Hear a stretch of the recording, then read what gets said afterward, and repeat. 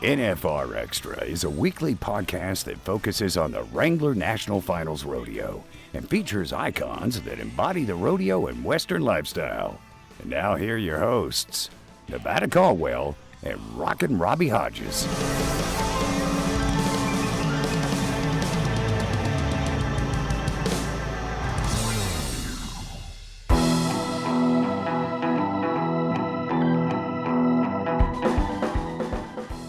Hello, Robbie and Brylan. How are you two doing? Doing well. Doing great. Nice. Good. Heck yeah. Well, here we got episode number 41. And this was quite an adventure, right? We started off with well, Robbie, who this guy was pretty interesting who was on this episode right here that you and I got to chat with. He sure was. Caleb Smidt. What an awesome guy. Great tie-down roper. And just some of the cool stuff that he was telling us about. He's kind of like me. He's an old go with the flow. Let's see what happens. Let's try Yeah, this. he is. See how it goes kind of guy. And then, you know, he kind of brought it back down with his wife being a bean counter, an accountant. Yep. And so he pretty much, he's got the 360 going there. Yeah. Very good interview. And I think you guys will enjoy it, especially my tie-down roper and my time event buddies. And just to add to that, I think the conversation about team roping was pretty interesting for me because it kind of tells me that Caleb is very talented and he can just about do anything in the rodeo business. And this conversation kind of alludes to that, no doubt about it. Absolutely. I think you'll find it takes that in the sport now. You know, I mean, there's no downtime. If you're not tie down roping, you're team roping. Yeah, Bulldog. 100%. And then, we're talking about team roping, Bret Beach. We rolled right into Bret Beach, one of our Junior World Finals producers, and he did a great job explaining the 101 of team roping. Yeah. Oh, what a learning curve, to understand the heading and heeling side of things and get kind of better of a mental picture of how that works. And I was learning a lot during that episode. That's good. It was a great all one. four thumbs involved in that, right? Yes. Yeah, correct. Everyone's got all digits. So, yeah. That's good news. Y'all take a listen. I think you'll enjoy it. Yeah. Hey, stay tuned. Brylan Bentley's Rodeo News of the Week coming up next.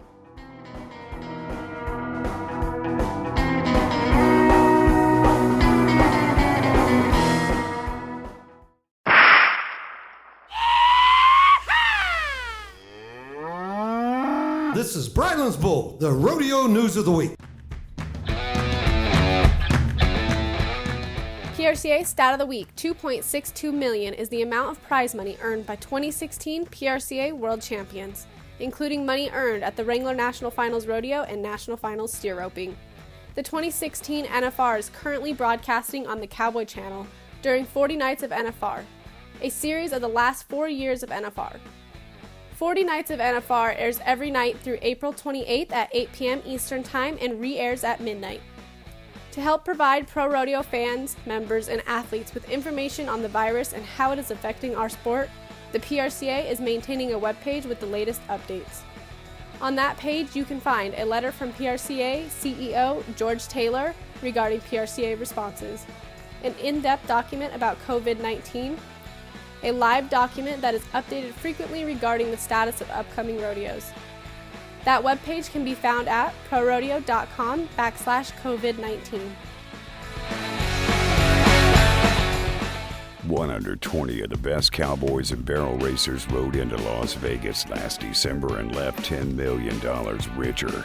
The chase for 2020 has already begun, and all champions are hungry for gold. Be sure to follow your favorite cowboys, barrel racers, and local rodeos all season long. It all leads to one place, the Wrangler National Finals Rodeo. Learn more at NFRexperience.com. This is the NFR. This is Vegas. Howdy, I'm Bob Tallman, and this is NFR Extra. Mr. Hodges. Hey. Welcome back. Here we are again, man. We're going to keep this train rolling. Yeah, I know. How you holding up, Nevada? How's good. Sin City doing out there, bro? As we all see, there's news rolling out about everything, right? So yeah.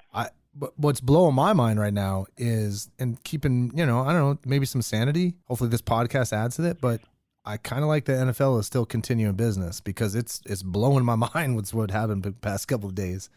As we're talking right now, I just saw that Phillip Rivers from the Chargers is going to the Colts, and Tom Brady's leaving. Really? Yeah. So, hey, most importantly, I know we're talking about some current events, but Robbie, we got a great guest here amongst other current events. Everywhere. Yeah, the current events are continuing. But we got a good friend of ours, two-time NFR champion, Caleb Smidt. Welcome to the NFR podcast, Caleb. Appreciate it. Thanks for having me. You better believe it, man. Yeah. It's good to hear voices, man. It's good to hear from everybody. Yeah, Robbie. Rodeo people right now. Yeah. Well, and hey, on my rodeo buddy. Think about this. They don't let us go nowhere anymore, so we just sit at home, I guess. Yeah. Well, hey, Caleb, what we're trying to do is get as many as you folks on this podcast, keeping everybody at bay. I mean, we can't change anything. Robbie and I aren't scientists. We sure as heck can't come up with a vaccine or a cure or anything like that. So hopefully, our antidote is this, right? Like just filling up your eardrums with some good stuff, and we're hoping to get some stuff out of you, Caleb. That'll work. That'll work. You bet, buddy. Where are you right now, Caleb? Where are you held up for this big? Man, I'm at the house. Ain't been doing a whole lot.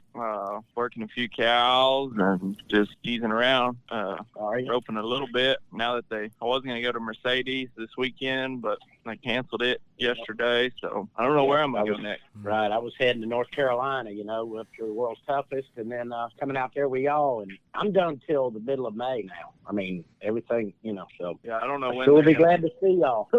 Yeah, I don't know when the next rodeo is that around here that we'll be able to go to, but I'm sure I'll be entering at it. I'll be ready to rope again by then. Caleb, what was the last rodeo you just did? What was the last one that you just called it quits, like when you had it and you knew you were done for right now?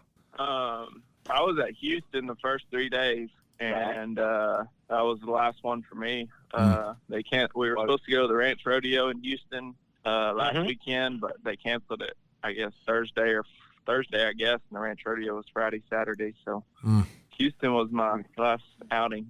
Wow. Yeah, that's so cool that you were going to a ranch rodeo. That just proves, freaking Cowboy. Seriously. That's not just any, he's a two-time champion. You know what I mean? I know. That's why I love that. Even though, it's a sport, but it's also our way of life. For the folks that are listening to this new, you'll see right here. I mean, football players, that's what they do. They go play football. That's not an industry. This is, and ranching and rodeoing, and like you said, you've been working cows and doing, and you got to do something, buddy, right now, don't you? Because if not, you will lay around and get fat in a hurry. I'm telling you. Yeah, I hope the cow work or something picks up around here so we can do something. So, Caleb, here's a couple of questions that we talked about Brody Kress earlier. And Robbie brought it up that, hey, there's some individuals out there, stock contractors that, want to keep this train rolling. So, we're apparently, stay in small groups, less than 10, whatever it is. But it sounds like that there's some creativity happening behind the scenes. Is there anything that's going through your head or planning wise? Because none of us know this timetable. Is there anything to keep that blade sharp? Is there anything you're planning on doing or in the works that you're going to keep yourself sharp, or what are your plans here for the next month, 2 months, whatever? I have no idea, to tell you the truth. Practice a little bit. I'm around horses and cattle all day, every day. So I don't know. I'm just going to take it week by week, see what happens, and hopefully we can get back to it here pretty quick. Hopefully by the end of March to have all this stuff figured out where we can go back to it and do what we love to do. Yeah, seriously. Well, I tell you, it's taking a toll. So how about your buddies? I mean, as far as, I just can imagine the phone calls right now with each of y'all, and talking to you. I mean, like three-way call. Oh my gosh, what are we going to do? Where are we going to go? What's going on? And, at least we have rodeo buddies, Yeah, if you ever been around me, I don't worry too much, so I'm not real worried about it.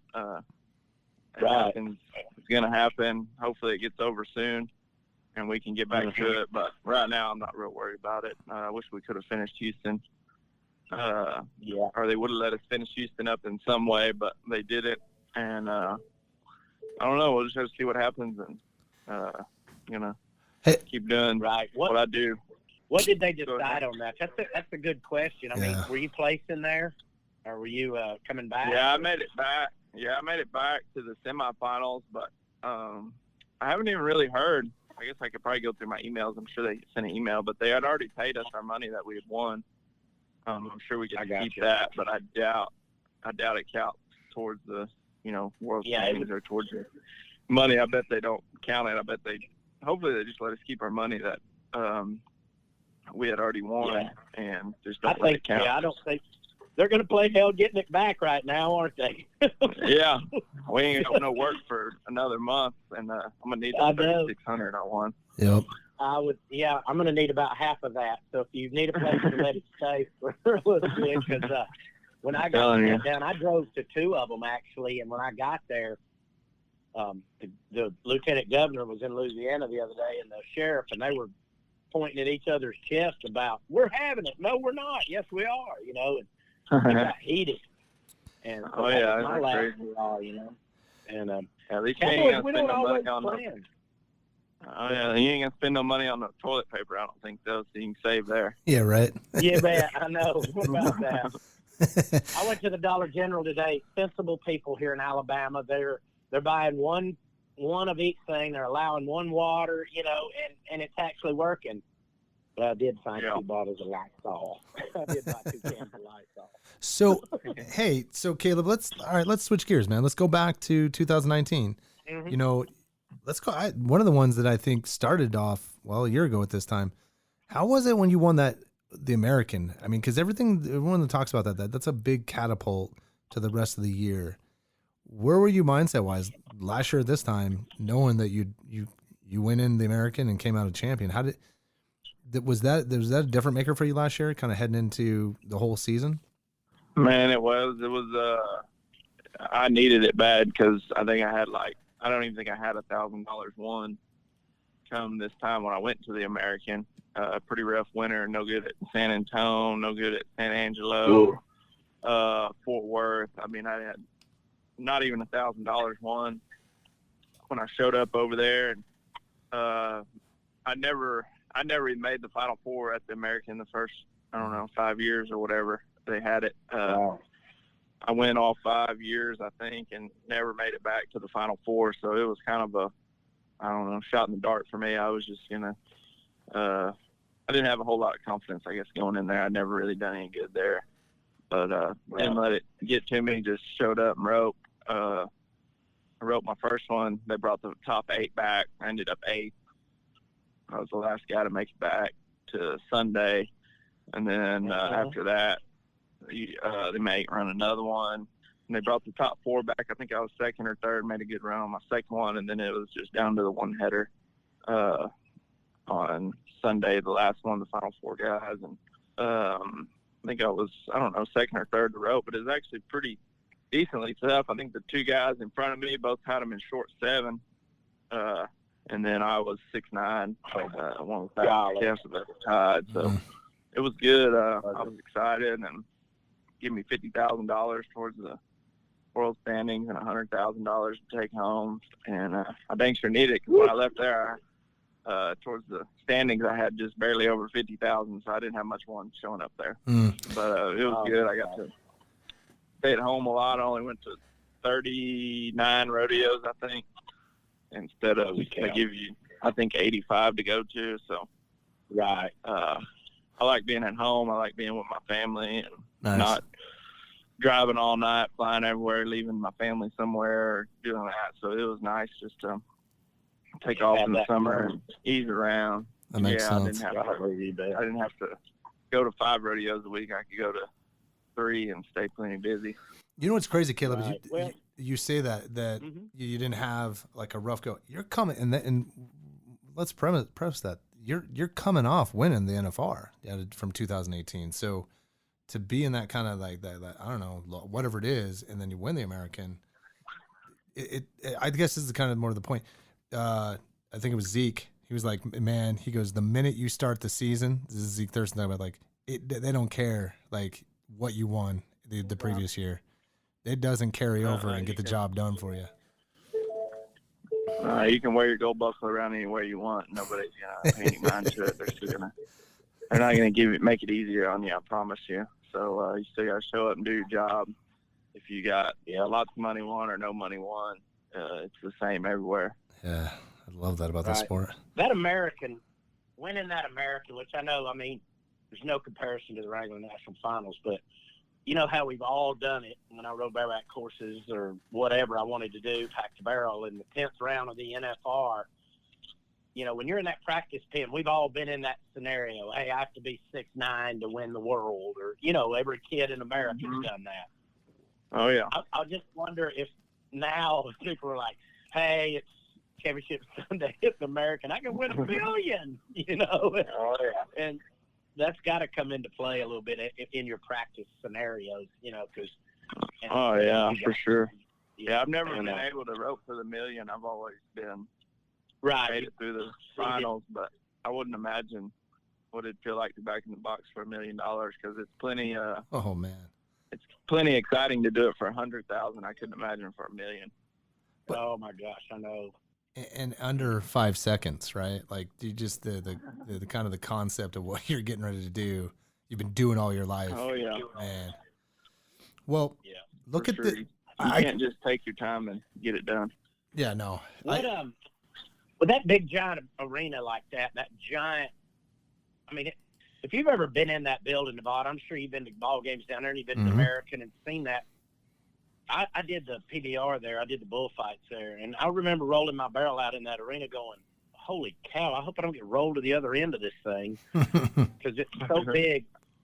What kind of strap do they put on y'all there? I mean, how long is that barrier? I mean, do they want it quick, or do they want you rolling down there? You know, to the people. Yeah, where was that at? You cut out. At American. At the American, you know, what kind of strap do they put on there? Man, it's short. It's probably 4 foot under the box length. Oh, wow. So, yeah, I mean, it's TV stuff. Well, yeah, and they used to cut the arena down in half and made 2 arenas for the last how many ever years they've had it. But this year, it was one big one, but they put the boxes like at the short end. It was like the boxes were on the side of the arena, so you're running short ways instead of the boxes being like at the goalpost, and you're running long ways. So the arena was about twice as wide as it was long. Yeah. Which is a first for me. You've never been to a rodeo like that. Kind of like that. It's probably as wide as it is long, but you don't rope in very many arenas where they're twice as wide as they are long. Usually they're twice as long as they are wide. Plant a bunch of trees out there. They had a shark tank out there in the middle of the arena. I know. Oh, man. I saw that. I was laughing about the barrel racers. Every barrel horse is like, what is that? What is that in the third barrel? That's a big barrel. Which one do I go around? Yeah. Now, do you prepare differently, Caleb, for that? For like the bigger throw than just like, let's say, Thomas and Maxon? No, it was very intimate? I had no idea until we walked in there Saturday morning for a meeting. I was like, what the heck? This looks different. They forgot a piece. But they meant to leave it out, and they didn't put the middle. Usually there's a stage all the way through the middle of both arenas, but it was just one big wide arena now with a shark tank in the middle. Yeah, man. Well, so that your year carried on through, right? You got the NFR, and then, I mean, like, I don't know. I keep thinking about this past NFR was one of the best that I've been. I've been a part of about 21 of them, and that was man, that rodeo. Everything came down to that last day 10 for almost everybody. How were you? I wasn't in it though, but no, but I mean, you showed up there in it, right? I mean, oh yeah, I come in the lead, and it didn't go very good. I don't think I won a check in the first 5 or 6 rounds. Just had all kinds of heck. I got it figured out the last 4 rounds. Ended up placing in the average down a ways, and placed in, I think, 3 or 4 rounds. So it ended out all right. I'll take it. Could have been a lot worse. Dang sure could have been a lot better, but it happens. You can't win 100, 150,000 every time you show up, and dang sure try, but you're roping against the best guys in the world, so they're not gonna give it to you. No, man, but you walked away with 65,000. You know, there's people walking away with nothing. Yeah, your banker didn't mind. No, I like I said, I took it and went home. I didn't rap about it, but it could always be better. I guess everywhere you go, you always feel like you could do better, but that's why you're a 2-time world champion. Seriously. I try hard. But Caleb, seriously, because Robbie and I have been very fortunate, man. A lot of conversations on this podcast, and we've gotten to talk a lot of folks with multiple gold buckles. And anything I keep finding out about is it's your resilience in your brain, regardless of your body, right? You can just hope that thing shows up and it's healed and you're doing what you need to do. But your mindset, like, it just sounds like you kind of know, even if you're like, even you said, wasn't going well, but then you figure it out at the end. To me, that's a championship mindset, because you figured out within a day maybe what was going on, right? Or something. You're focusing on your craft. A lot of the young folks, they don't know how to do that, man. I mean, have you developed that over the past 8 years with yourself? They get their mind blown. I screwed up. I'm not good. I shouldn't be here. You got to learn how to take losing before you can learn how to take winning, I think. I mean, everybody loses. There's never been anybody that just shows up and wins everything they do or anything every time they show up. So I think it has a lot to do with rodeo has a lot to do with your mind and how you can handle situations and different things, like when you show up different places. And I don't know, my personality is kind of laid back, so it doesn't matter if we're open, in somebody's backyard or at AT&T Stadium. I just feel like I can keep my mind the same as if we are open in somebody's backyard. And that has a lot to do with it. People show up and start looking around and they're like, whoa. And kind of messes with their mind game, or even the amount of money you're roping for. I mean, to rope for $1 million, you got to have a dang sure good mind, or even 100,000. You can't let it get to you. You can't think about that when you're back in the box. You got to be thinking about what your job is, and that's kind of how I've treated it. If we're roping at the NFR or if we're at my house roping, I try to keep the same mindset that you just got to still got to do your job. They're not going to give you anything in rodeo. I mean, I don't care what you do. They're not going to give you nothing. You have to earn every bit of it in rodeo. I think that's why you guys are always smiling. I know. That's exactly where I was going. You're a fun son of a gun to be around. When we do when we go to the MGM and we do our autograph session thing, and we have the best time. That's the most exciting part. You should give us all a microphone next time. We think we'll do better. You know what? We're going to do karaoke. Next time we do that, we're going to do some cool stuff. Y'all have earned it. That is, out of all the autograph sessions, that's my favorite one, because we catch them right coming into MGM and just freak everybody out. You see lots of different people come in and out of there, too. You get every kind and shape. Yep. You better believe it. And you guys are so funny. And then what's funny about it, Nevada, they'll, after a little bit, Caleb or Jarrett, Ryan, or them guys will be like, hey, Robbie, here comes one. Hey, Robbie, here comes one. And then they're coaching me along. Hey, look at this guy right here with the weird hair, Oh, yeah. But I love You know what I love about Robbie? We got to have a little bit of entertainment. When Robbie's hanging out with team ropers, whenever we interview team ropers, this is the first thing he says, or I know when he's around them physically. You got all your fingers. You got all your thumbs. Yeah. Do you have all your fingers and thumbs? Yeah. Which leads us to this question: are you team roping this year, or have you been? I have not. I team roped at Belleville, which is my hometown rodeo, in October, at the beginning of the year, or at the beginning of the 2020 season. Yep. And then I filled in for Justin Davis at San Angelo. I missed the second one. We did decent on our first one, and then I won a little bit of money at Belleville. But no, I have not entered. I was entered in Mercedes with Logan Moore, a rookie, a young kid down there, but they canceled that. So I've only team roped at 2 rodeos this year. But no, I don't plan on team roping a whole lot. Right. Logan Moore, is that the guy that also happens to play baseball for the San Francisco Giants and the Diamondbacks? So.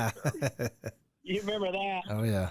Yeah, I never asked him if he played baseball, but I don't think he does. So it's not Madison Bumgarner, a.k.a. Too awesome, It's though. cool to have a guy like that. Seriously. Of American icon that loves to rodeo like Bumgarner does, and had to hide it, but did it. I feel like His secret hobby. Oh, yeah. Too awesome. Who you traveling with this year? I mean, once we ever get back going. Man, I haven't been with anybody. I've only been to 4 rodeos this year, so I hadn't really needed a traveling partner. I don't know who I'll go with this summer. My family goes for sure, but That's right. I guess whoever needs a ride. I don't know. Hadn't got that far. It's still a long ways off. It's like 3 months away, so we got a lot of time to think about it. But I don't have anybody planned on right now. I got you. You know, we were telling the other 2 guests today, I cannot wait to see you guys. You're talking about going to be a great, once this kicks back up, I will never bitch and complain about somebody's rodeo. I just want to be at one. I don't care if it's Mutt Newman to whoever's putting on a rodeo. You sign me up, buddy. I would rodeo on the Little Britches right now if I could. I say you don't know how much you miss something until you can't go to it or can't get around it. We can't go to any rodeos right now. Ain't that the truth? I know. I mean, you got people that appreciate stuff, right? You got people that appreciate, people that already do, now they'll appreciate it more. And people that didn't, oh, man, they're definitely kicking themselves right now off of what's going on. I like a break, but I don't know about this kind of break. Yeah. This big of a break. Yeah, not right now. Breaks are for right after the NFR. We always usually have a choice if we want to go or if we don't want to go, and now we don't have a choice. Yep. We can't go. So, Caleb, so it sounds like team roping is something how does you include that into your overall season? Do you do that at the beginning when you're starting, or how does that kind of get included to what you're doing with rodeo? Man, I have no idea. It's just really when people call me wanting to rope, I hardly ever call anybody to see if they want to rope because I don't know. It's not that I don't really care to. I don't know. I just like roping calves, and it's easier, and I stay more focused in calf roping. But usually when people call and say, "Hey, man, can you head for me over here?" I'm like, "Yeah, sure." Or "Can you head for me this week?" or whatever. That's usually when I team rope. I'm not usually looking for a partner to rope with or anything like that. It's just when people call and need a partner for a day or two. That's when I come in handy, I guess. Consider that a novelty to you to be, heading? And I know your main job is, of course, tie down, but, do you consider that? I enjoy it. I enjoy team roping. I don't know. I just never felt like I was, prepared enough to – them guys are good. Like, I like watching team roping. I watch team roping at every rodeo I go to, and just to watch the talent that they have, but they work at it. Team ropers, they'll run like 100 steers a day. It's unbelievable. Like every day they're at home. They get like plumb upside down. Like if it rains or something and they can't row, they'll go drive 100 miles to practice. Like they work at it. And any of the top 15 headers year in and year out, that's just what they do. They work at it. And if you don't work at it like them, there ain't even no sense in entering, if you ask me. And I don't work at it. I practice very seldom.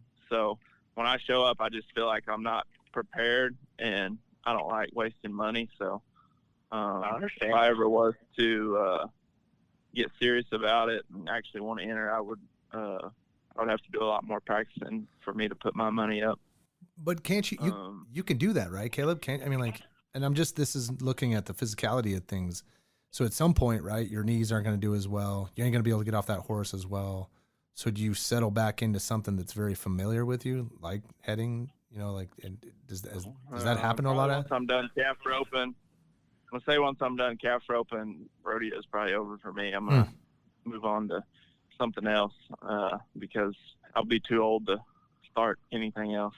To start over, I guess, in a different event or anything like that. So, I'm gonna say once I'm done calf roping, probably gonna hang up the rodeo deal and be with my kids and family, and I guess get a real job. I don't know. Yeah, right. You be driving them around. Are they going to rodeo, or are you trying to discourage that? No, they can do whatever they want. If they want a rodeo, they need to play golf or something, probably. But if they want a rodeo, I'll dang sure support them. Whatever they want to do. I'll be behind them, doing whatever I need to do. So, what have you? Have you thought about how this ends for you? For just rodeo? Have you ever thought about that yet? I know you're still young, but. Oh yeah, it crosses my mind a lot. I'm sure I'll be doing something with cattle and horses out in the country somewhere. Yeah, I'll never be behind a desk. I can promise you that. I couldn't handle it mentally. So my biggest I'll, fear is getting a job be- right now. I know. yeah, it'll be out in the country with cattle and horses, no matter whenever I'm done radioing. That's for sure. Doing what you love, right? Oh yeah, that's all I know. So I don't see me doing anything else. Well, you've been a champion, you know, and to bring this back to Trevor Brazil, he's having fun right now. You know, he's retired. He'll enter a few big, you know, something to do. He loves taking his kids to school. Yeah. Oh yeah, That that's was what one I of want to do. Yeah, he said, that's the best conversation I have is taking my kids to school in the morning, and I do it every morning. We were laughing when I saw him the other day at the WCRA we were all at, you know, in Kansas City. And I said, you've been taking them kids to school? They said, I carried them to school with a horse trailer this morning. Dropped them off. He needs to get him a minivan. He'll really enjoy it. Oh, yeah. You know, Caleb, he talked about rodeo moms when we were talking about youth rodeo, and he was like, man, because, you know, I wasn't paying attention when I was competing, but now I got time and my mind's a little more open, and he's just seeing things as like kind of like a fan would, if you will. Yeah, and he's enjoying the heck out of it. But so, all right, so that's down the road, and, you know, you got some aspirations there, but I mean, look, I know we're in what we're in right now. Let's say we get on the other side of this. I mean, you know, what's it going to take for you to get there? How many rodeos do you know? Let's just say, for instance, it starts in June. What do you got to do to make it from where you're at right now? Man, win money every time I nod my head. I got 20 something thousand won this year, which is a really good winner for me. You know, I've had anywhere from 5,000 to 70,000, you know, at this time. So I feel comfortable where I'm at. You know, I'm going to have to go to hopefully about 70 rodeos this year. Hopefully no more than that. And just, you know, every time you back in the box, you got to be prepared to win and have your mind right to win, because everywhere you go, you're up against, you know, 100 guys, and they all know what they're doing, and they're the toughest guys in the world. So it's tough, but that's just my mindset. Try to win every time I go. I don't have to win first. I've never been I like winning first, but I'll here the last few years tried to, you know, just a placing throughout the summer is so important. Winning money everywhere you go, you know. Dang sure I'm not trying to win third or fourth. I'm trying to win first, but I just think a placing at every rodeo is important, and that's what I'm trying to go for, you know. That makes money, a lot of sense. I mean, money's what you know, I do this for a living, so a check everywhere is better than a first place check once a week. Yeah, because you can't necessarily call it a living if you ain't winning. Yeah. The guy that wins second the most eventually wins the most. You know? Oh, yeah. You can't win. Yeah, because you can't. You know, I don't care how good you are. You ain't going to win first every time. Sage Kimsey does a pretty good job of winning first every time, but he still doesn't win first every time. Correct. Absolutely. And Chad Mayfield, he's not doing so Yeah, bad. Chad Mayfield got it figured out this winter. Yeah, we're talking to him later on. Quote of the week was, finally, Chad didn't win one when they shut Houston down. One of the guys said that. That's for sure. He's gotten it figured out here the last couple months. You know what? It comes and goes, buddy, and I'm a fan of his. He's a nice guy, just like I am of yours. It's going to come around. It always does. You know, you just gotta be able to climb out of them valleys. Well, a guy that wins as much as he does, you got to be a fan of him, because he dang sure he's fun to watch, and dang sure is, and he's a nice guy. He's like you. He's cool. Oh yeah. You know, I can't good wait. dude. Oh yeah. Yeah. This year, you know, he's a Junior we're World gonna make Finals it contestant as well. You know, he came from the youth side. We'll break him in over there at the MGM. Oh my gosh, yeah, you bet. So, speaking of buddy, that, I've had a ball. yeah. I miss my buddies. Oh man, I think talking to everybody has been fantastic. Hey, real quick, Caleb, what do you think this whole youth movement? You know, when you think of, well, we just brought up, you know, we got, and then Haven, who just won, right? And I messed up his name about 1 million times, Mejid. What do you think about this youth, man? You got some competitors. How are you feeling about the the overall field with. I mean, I know Trevor's stepping down, but it sounds like two other Trevors are stepping up and trying to bring the heat with Haven and Mr. Mayfield there. I mean, how do you feel about this youth movement going on in roping? Man, there's some guys that can rope. I really don't know, man. I've never seen. There's a handful of guys there, 5 or 6 guys that are just under 21, 22 years old that can just really rope. Tuff and Marty were both guys that were super young that just started off just real strong and still are going strong, under 20 years old. And, man, these guys, they're just roping good. I think there's a lot of youth rodeos. Yep. They do everything for the youth these days. Everywhere we go, they have a youth rodeo.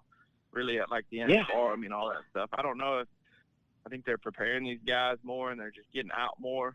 The young guys, they get to rope a lot more than we did when we were young. There was about 2 or 3 associations, which there was a lot of still for us to rope. But, man, them guys, they get a lot of experience, I think, at a young age with all that stuff going on. And, they're tough. They're fast. They're tough. I think they want it. And there's rodeos getting better and better, paying us more money where we can actually make a living doing it. So these young guys are seeing that and working at it. And, where you can actually make a living rodeoing and not be done at 40 years old and still be broke. So I don't know. Them guys are hungry, and there's 5 or 6 of them that are under 22 that can dang sure rope, and I think they'll be here for a while. Yeah, no, I think a lot of that has helped too. I think a lot of that. What do you think about the 6-figure freak out factor is not there like it used to be. When oh my God, I'm backing up in here for 100,000. Well, them guys are 25,000 now at 13 and 14 years old. Yep. And they're preparing them for PRCA. Well, and the other thing too, Caleb, we've talked to quite a few people about this. Let's just talk about the financial side, because that's something nobody's ever prepared for. And all of a sudden you get in your 20s, you're on your own, and now you got to, scheduling, how you going to tour, and then how you upkeep everything. It's literally a mobile business that you got going on as an athlete. So, how did you do? Did you have help when you were, early 20s when you're getting going with this? I married an accountant, so she helps me a lot. Oh, that helps. I don't know. I always looked at rodeo.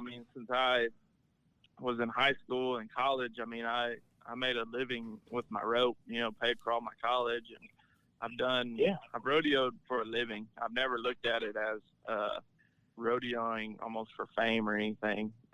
It's all business for me. I do it for a living. I do it to support my family. That's the only way I've supported my family was with my rope. So, like I said, that's why I'd show up to win money, not to win first.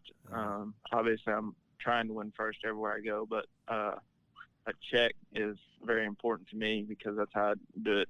I do it for a living and to support my family. I do have 2 kids and a wife, so I'm not just supporting myself.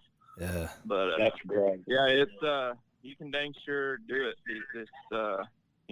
At this stage in rodeo, they give us a lot of chances for a lot of money. Man, good stuff happening. Well, and it's hard to beat. I see that. I think it's hard to beat a family man that's focused, and definitely for putting food on the table. That's a hard guy to beat. Yeah, when you look at back in the 80s. Yeah, look at the 80s where you had Roy and Duvall's and all them guys. They rodeoed as good as we did, but the money just wasn't there. Now you have a chance to put money back. We've all known the world's brokest millionaires from our predecessors. And it's getting better. I think it'll be here in 10 years. I think it'll be really good. Hopefully, which I probably won't be roping in 10 years, but hopefully, I've always said if we could go rope for 50 to 100,000 once a month, rodeo would be where it needs to be. I think we can do it 4 times a year. That's a good point. We can do it 12 times a year instead of 4.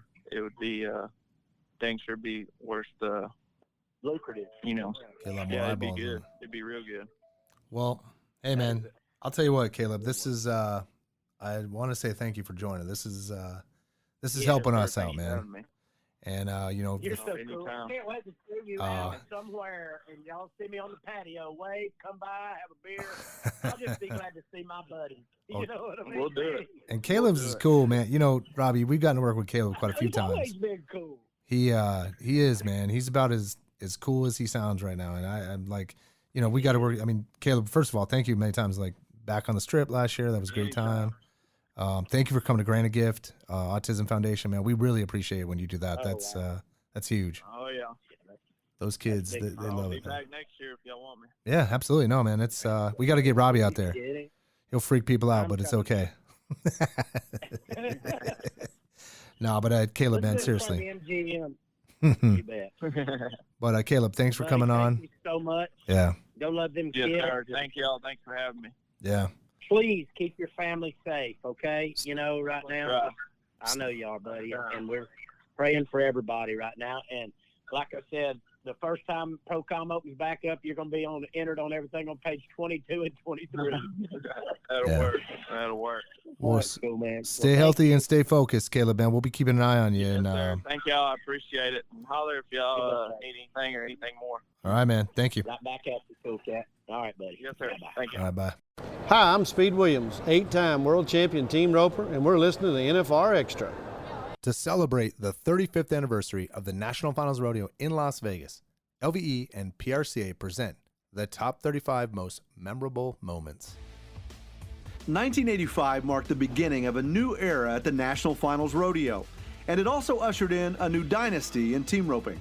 The Dream Team of Jake Barnes and Clay O'Brien Cooper won their first of 7 world championships in 1985. These men have gone out in great style with a 5-2. Barnes and Cooper also won their first NFR average title that same year. They would strike again for average wins in 1994 and 2007. On their way to that average in 1994, Jake and Clay roped 10 head in a record-setting 59.1 seconds. It's a record that, so far, has withstood the test of time. It still stands today. With a combined 56 NFR qualifications between the two, Clay's 29 and Jake's 27, it ranks them second and third all-time in the NFR team roping appearances category, trailing only Alan Bach. Throughout their career, Barnes and Cooper have been a part of an astounding 60 NFR go-around wins.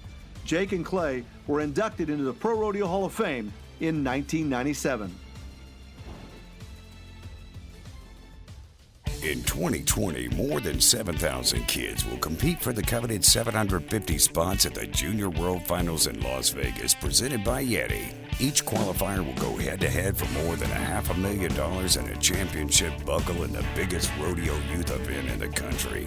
This could be the first stop on the road to a pro rodeo card and a gold buckle in Vegas. Find out how your son or daughter can earn the right to compete against the best at the Junior World Finals, presented by Yeti.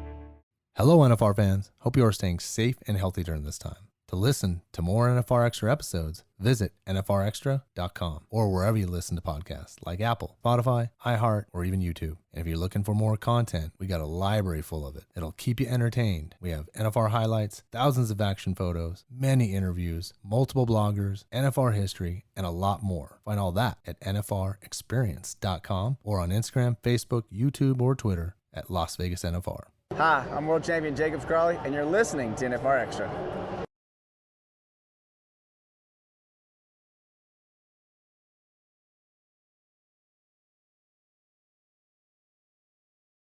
All right, Brylan Bentley. Once again, this is more and more of your, the folks you've been working with. Bo Gardner works with. Yep. Rebecca works with. I mean, the whole corporate marketing team. This is one of your teammates, and no pun there, team, right? And we're talking about 3-time NFR qualifier, Bret Beach. Welcome to the NFR Extra podcast, Bret. How you doing?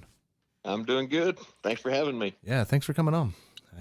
We've been talking to folks like the Leals from bull riding.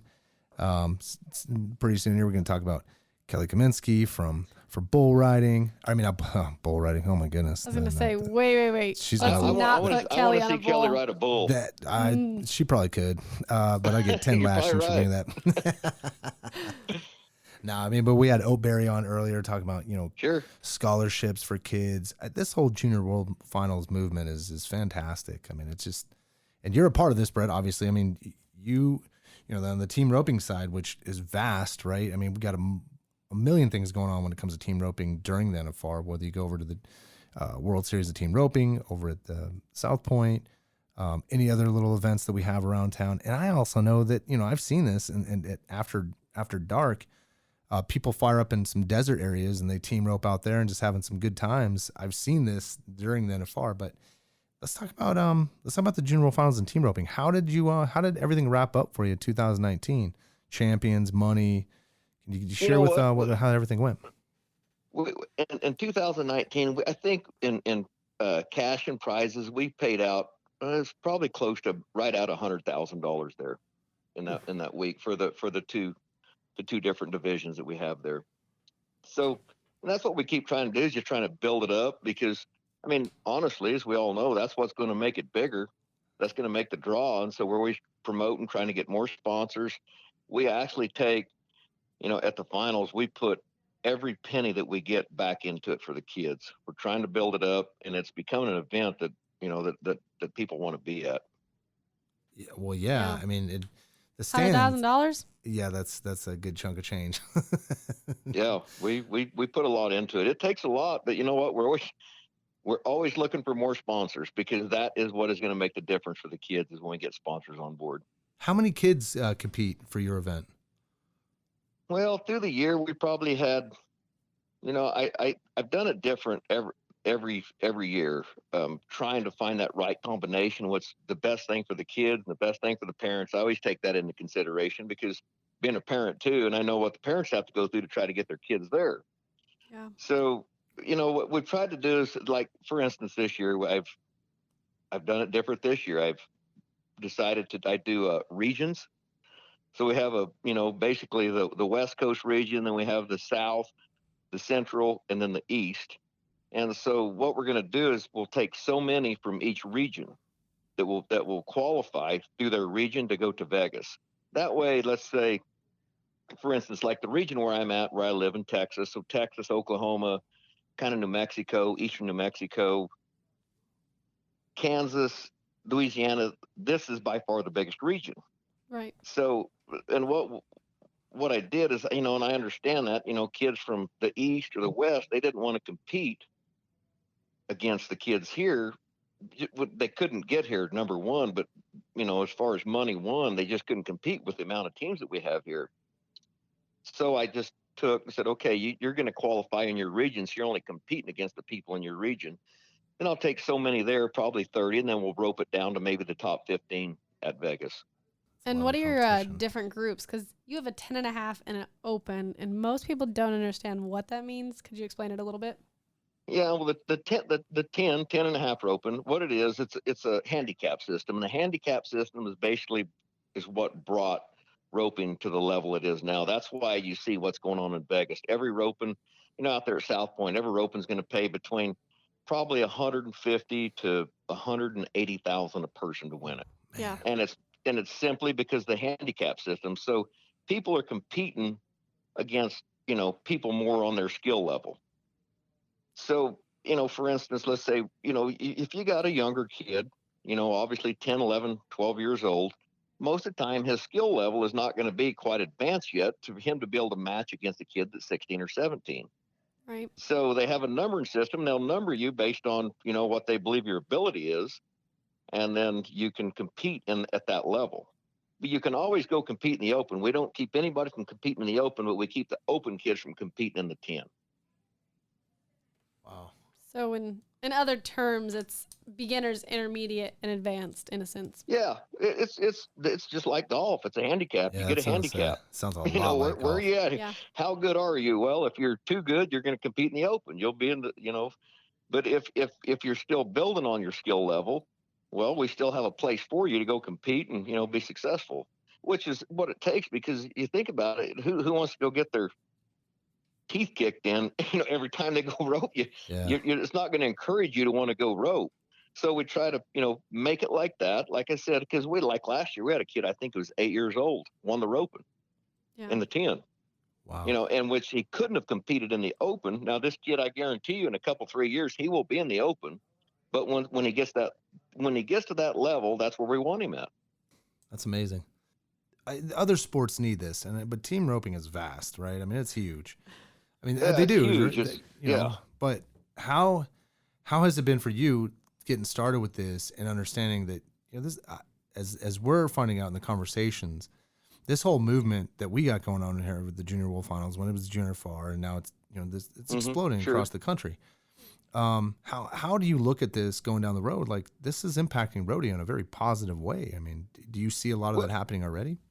Oh yeah, it's ever since we started this, was 3 or 4 years ago. Yep. You've seen the momentum build off of this. It's just spread off of this. Now everybody's getting on board. And they're trying to do stuff, you know, for the kids, which is, in my opinion, is great, because honestly, kids don't have a lot of opportunities to go win good money. Because what happens is, we'll take the World Series, for example. They put a age cap on it. You have to be 21 to compete. Yeah. And there's a lot of places like that, because kids, you know, you take a 15-year-old kid today, he might be, let's say, a number 6. Well, something might click in 2 weeks. He could be an 8. He might have went up 2 full skill levels, and then all of a sudden you're looking at a whole different roper. And that's the way kids are. I mean, you can just see the light come on sometimes daily. You just never know when it's going to kick in, which, you know, when people get up there later on in years, they got jobs, families, and so forth. They can't put a lot of time into their hobby. And so they don't make those big jumps like the kids do. And so they're trying to protect those people, not letting the kids in. Well, coincidentally, the kids don't have anywhere to go. So this little movement that we have going on, I think, is huge for the sport and the sport of team roping. Yeah, and you know what, too? It also helps this, because, I mean, there's something else that, and I think maybe you can share this, but, you know, as you're coming up and you start getting in front of crowds, right? If you're at certain rodeos, there's like nobody there. There's your aunt, your uncle, your mom, dad. They're all out there, cousins. But as you start going up, there's a bigger crowd, and, you know, that's something else psychologically you got to deal with as you get older, is that part. It's just something you have to experience. I mean, exactly. If you haven't seen it, you don't know how to handle it. But you know, for kids, they have a way of overcoming it, because sometimes they just don't care. Yep. I mean, their parents brought them. Their parents paid the fees. They don't have a lot of worries. Okay. Yeah, I mean, like, for instance, for you, I mean, how were you getting your experience when you were a youth? How did that happen? Well, when I was a youth, there was no handicap system. That came later. Like that, you know, like really, it really did. There was a group of us. We'll say like Alan Bach, Clay O'Brien Cooper, Walt Woodard, myself, Jake Barnes. There was quite a few, you know, not a lot, but a few that kind of started dominating everything. Yeah. Well, you could go to a roping, and I'm telling you, when you pulled up, people wouldn't enter. And so the contractors, you know, coincidentally, that, you know, they're like, wow, we got to do something, which I understand their position too. When nobody would enter the roping because we showed up, well, they didn't want us there, and I don't blame them. If I was putting on the roping, I wouldn't have wanted us there either. So, you know, I wouldn't have, because I mean, it just kills you know, that's their livelihood. Yep. So, you know, the way they're doing it now, well, you can come and rope, but you're going to rope in the Open, and we have all these other people that can rope in these, you know, these other divisions right here, and it's just been huge for the sport. Yeah, and look at all the events that spin off from that, right? I mean, it really does do that. That's awesome. It's amazing how a little tweak can just change everything. Just one little tweak change the whole perception of everything. So, how does, real quick, let's go back to your the past 19. What does your finals format? What does it consist of? How does that all come together at the end there in December? Okay, so what I've done is I get the kids qualified, and then we start over at 0 there, because I don't want somebody from California competing against the kids here that they obviously have more opportunities to win more money because there's more kids, more participants. So I get them qualified, and then at the finals we start at 0. And then we award it on a point system at the finals. Whoever accumulates the most points at the finals is our junior world champion. And that's off of 5 steers, correct? Five head, yes. Yep, 5 head. That's asking so for we some have an average and consistency. 5 go-arounds. Man, that's a lot of competition. So the other thing is that when we were talking about the Leals about this and just having access to people, and you brought up some pretty big names. Is there a lot of crossover with a lot of the NFR contestants, a lot of the champs? I mean, do they get access to these guys? I mean, do they get to hang out with, Oh yeah, well, Speed they and those actually do. guys? Well, there's several of the guys that actually have kids that compete in there. I mean, you had Clay Tryon's kids, and I know Speedy doesn't rodeo anymore, but Speedy's kids are there. I mean, you have a lot of former NFR contestants that have kids participating in that. So it's pretty easy to see those kids because every one of them are pretty salty, and you can just see through their upbringing, and that's how they put their kids right in there, and it's pretty funny watching, because in our position, what we got to do, we have to deal with parents, which I understand that. Yep. But you take, all the guys that rodeo, been in the finals, some of them are at the finals right now. I mean, for instance, we had Clay Smith, world's champion. His little brothers, he competes in it. It's pretty funny watching, because those kind of parents, they just sit back and just say, you know what, I'm just going to let my kid go. I'm going to let him go experience it. They never say a word. They just know what it takes. It's just a learning curve they have to experience. What's really cool, and I know this is kind of sad thing, but with losing Kobe Bryant and his daughter the way they did, but if you look at prior to that, all those, and now you're seeing all these images and videos, his support to her and her craft, and you see LeBron James and his kids, and rodeo is no different, right? Sports are no different, and I think it's cool when you start seeing like the next. I guess the better way to say it is if you think about what mobile phones, internet has provided to rodeo. This clearly has been going on for a long time, but now we get to see it. Now we know it's happening.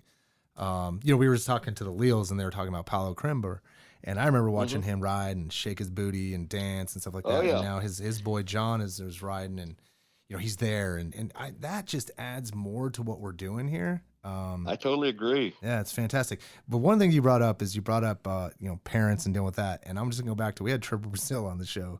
And he was talking about retirement, because when he retires, he still qualifies, for the NFR. That's how good he is, right? But he was talking about, kind of pulling the Mr. Mom at home and taking the kids to school. But then one of the things he talked about was something that he maybe hadn't focused on too much, but now he does: rodeo moms. And the intensity of what they bring to the rodeo business. And they bring some intensity, believe me. Okay. When I see one of them coming at me, all I do is look at the look on her face. Do I want to talk to her or not? The look on her face will tell you. Should I run or should I stay? Like, do you deal with some stuff where they're looking at him like, no, that was your judge. That was someone around my child. They had nothing to do with whatever that score was or whatever just happened. It had nothing to do with them. It had something to do with one of your guys or gals that did this. Oh, it's just, you know what? I understand it. I know how parents are. I'm one. I've had those experiences. I just know how it is, and you just deal with it. And, usually it doesn't last very long. Some of them stay a little angry a little longer than others, but I just try to set a program, stick to it, and do the very best we can, and hopefully we can give them all the same opportunity. That's awesome. Gotta love junior rodeo parents. We'll run right into the next topic of our youth generation coming up. You do a lot of clinics throughout the year. Could you fill us in a little bit on those? Yeah, I do. Like, for instance, last year I probably did 45 clinics around the United States. Nice. So I stay very busy with that, and it's pretty interesting. The last 3 or 4 years, seeing how people are improving at a much faster rate. And it's with all the information out there, and then you have a few people out there that we have websites. I have a website, Total Team Roping. There's so much information that these people have access to. All you got to do is pick your phone up and you want to answer a question. Well, you can, there's a video on it, so that has been probably the biggest difference to me.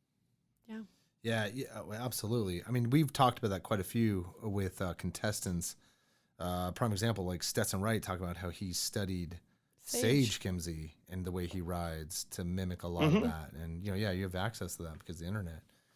It is absolutely amazing what you can do. For instance, at every school I do, I video every run. Nice. For instance, so every team that comes out, I video it, After they rope, well, the next team goes, I let them look at it and I show them, this is what you need to do. So they actually see themselves and what they need to do, what they need to try to fix or get better at. So every time they go in the box, and I attribute that to technology. Yeah.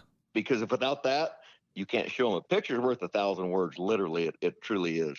Yeah, no doubt about it. I mean, it's driving everything right now, definitely in sports. Mm-hmm. Let's talk about, this is just more of an education piece, right? Everyone gets to learn, and I mean, I'm aware of this. I'm not going to say I'm the most renowned rodeo expert. That'd be lying. Obviously, Brylan's grown up in this. She knows it very well. Roping consists of two people in this competition, right? That they're teams and there's responsibilities. What's the difference between the header and the heeler? I mean, how important is it for each one to kind of find that balance and how they do something under 7 seconds? Well, the header's the quarterback. The header is the main component of the team. Everybody wants to be a heeler because it's, that was like that for a long time. It's kind of switched now because now people are realizing, hey, the header really is the strong part of the team. You can take the header is going to dictate the run. If your header performs well, it's easy for the heeler. If the header doesn't perform well, it's not easy for the heeler. And it's not easy to heel a steer consistently by 2 feet unless your header does his job. So if they set you up, heeling is not that hard, but you can not set them up, and heeling all of a sudden becomes very difficult. That is a great explanation. The header is the important part of it. He can make it hard or he can make it easy. He's the one that makes it where it's a repeatable run, something you can do time and time again. Look, and this is just more kind of like some details type stuff, but I mean, does there come a time when the header is looking and when he's going to pull the left or something to where just that little nod is going to help out his teammate? I mean, is there those kind of things? Score. Oh, right. That's a good question because you're absolutely correct. Heading, the easiest thing about heading is roping the steer, just roping him around the horns. That is by far the easiest part of it. A header has to score, get a start, see where the steer's going, get it on him, and handling for his heeler. And then the header starts the run, and then he finishes it on the face. So he does everything in between except heel the steer. And a really good header, honestly, they almost heel the steer for you if they set you up good. Oh, that makes sense. After watching so much, I mean, that makes a lot of sense.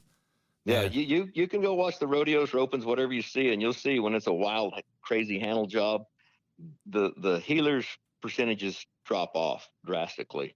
When they set them up, make them easy, well, it's not that hard.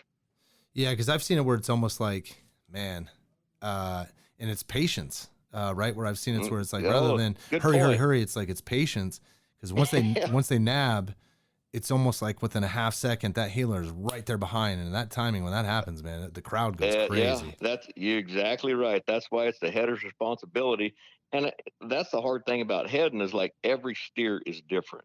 Yeah, everything is different. It's a reaction to what the steer showed you. To see his speed, the direction he's running, to set it up. So when you do get it on him, you can handle him, get him off the corner for the heeler in a smooth fashion. So it's easy for the heeler to see everything. So yeah, you should be a team roper. You already figured this out. Oh man, film it. Get filmed because you could be using that and getting a lot of likes for Rodeo Rex. Yeah, exactly. Yeah, it might be another segment on Rodeo Rex. Just don't take a thumb off, please. Yeah, right. Yeah, you got all your thumbs, right, Bret? You got all your thumbs. I still nice. Possess all my digits at this point. When Robbie's co-hosting with us, Robbie Hodges, we're on here. Whenever we talk to a team roper, he's like, "You got all your thumbs?" That is the first question. There's a lot of them that don't have them. if you can keep it a little more under control, most of the time you're going to be safe. But it can happen. It's a dangerous sport in that aspect. It's not like bull riding, but it is dangerous. Yeah, you're down to lose something in rodeo, right? You just got to be careful. Exactly. Well, all right. Well, so we're obviously talking about junior finals. What's going on this year? Getting ready for December. How many contestants? What's the purse look like? Kind of tell those that listen so we can promote for December coming up. So what we're doing this year, we're having approximately 40 qualifiers around the United States in the different regions. We will take so much out of each purse You know, it's a minimal amount, but it's enough over 40 that we can start building the pot up. So we'll take that money plus the entry fees, and then plus what Vegas Events puts back, and that's how we build a pot up for that. Plus, we're always working on getting more sponsors. You know, our goal is to get it above 50,000 in cash for each division. Wow. Plus the prizes. That's what we're shooting for. That's a lot. Man. It's a lot of work, I'll tell you that. Yeah, seriously. Where can they go? Where can they get information, get a hold of you, things like that, just in case someone's interested? All they have to do is get on totalteamroping.com on the website, and has all of the information, has where all the qualifiers are, all the rules, and how we're doing it. Everything is right there. Very cool. Well, I'll tell you what, this was fantastic. This was great. That might be my favorite description of team roping ever. That was like on the nail. Great. I love it. Well, I'm used to talking about this, Brylan, so yeah. Well, I figured you'd have a good answer to it. I wouldn't have thrown it out there if I didn't. Well, and you know, Brett, part of this goal here is with our podcast is for those that stumble upon it, and you know, the NFR touches it, you know, like it goes over another kind of range of people. It's not always a rodeo because we have so many people that come to the World Finals that may get exposed to the podcast. There's a lot of learning on here, and this is just another episode that adds to the learning. Well, yeah, I totally agree, because a lot of people don't really understand what's going on. So if you can make them understand and see what they're really looking at, then it makes more sense to them, and I think it becomes a little more enjoyable. Yeah, you know, I was taught a long time ago, education creates confidence. And as long as we keep doing that, we'll create confident fans coming to the rodeos, and they'll know what the heck they're watching. I love it. Yep, that's exactly right. Know what they're looking at instead of just saying, well, I don't know what's going on, but it looks like somebody did good. I heard a bunch of people holler. Right. Well, man, this was fantastic, Brett. I know you're busy, a lot of things going on, but thank you for coming on the show, man. This was awesome. Yeah, thank you guys for having me. All right, well, have a good year, and good luck. See you soon. Okay, we'll look forward to seeing you. All right. All right, thanks.